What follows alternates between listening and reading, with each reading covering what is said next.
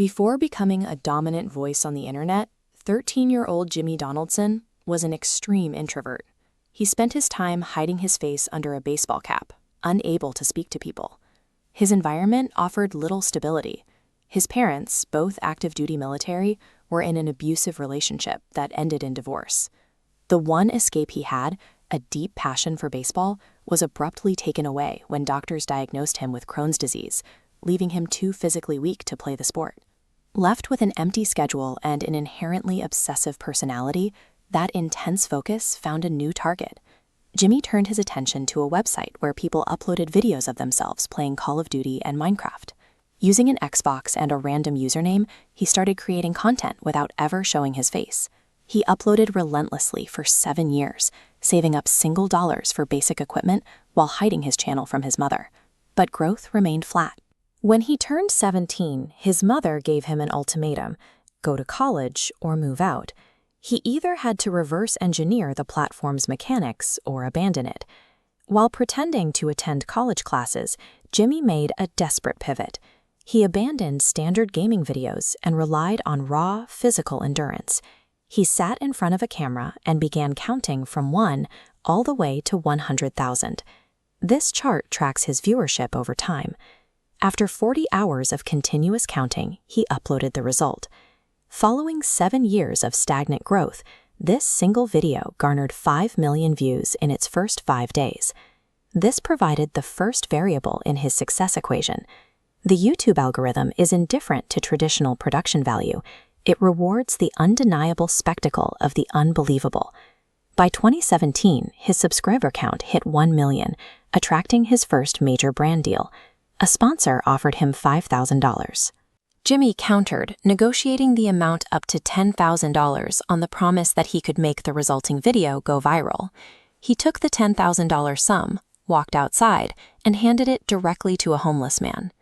Watching a person's immediate reaction to life-changing money triggers a specific psychological response, known as the warm glow effect. Viewers experience a positive feeling, making them likely to click, watch, and share. This flowchart maps the escalation engine he invented. He used initial brand capital to execute an extreme stunt, capturing that warm glow virality. The resulting surge in ad revenue was then reinvested to fund an aggressively larger stunt. Over time, the scale of the giveaways expanded, gifting fully furnished houses, giving away supercars, and eventually a private jet. Jimmy hadn't just found a video format, he had engineered a self-funding economic machine. But extreme financial stunts fail if viewers don't click on them. Jimmy realized that the packaging of a video requires exact psychological triggers. He optimized his thumbnails using high-contrast color theory and a no-clutter format to direct the viewer's eye. He also used a small versus big contrast strategy.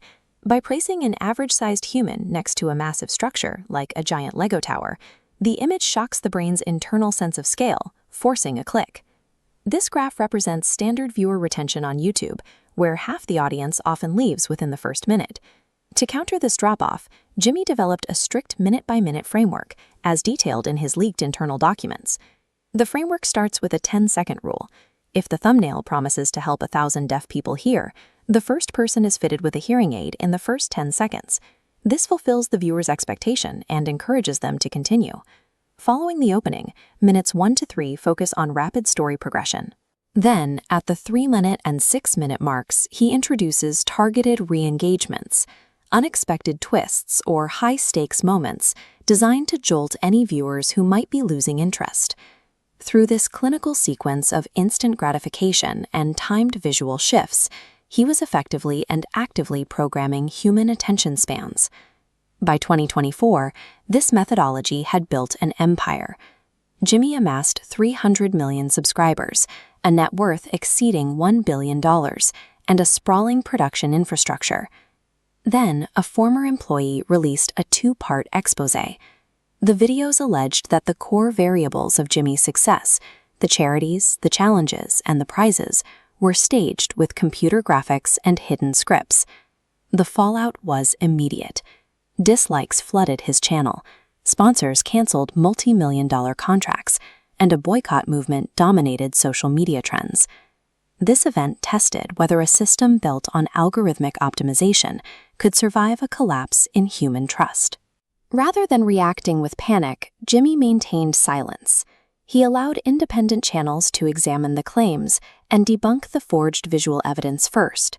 He then addressed the accusations regarding his philanthropy by releasing years of audited financial records, providing mathematical evidence of the legitimacy of his charitable donations.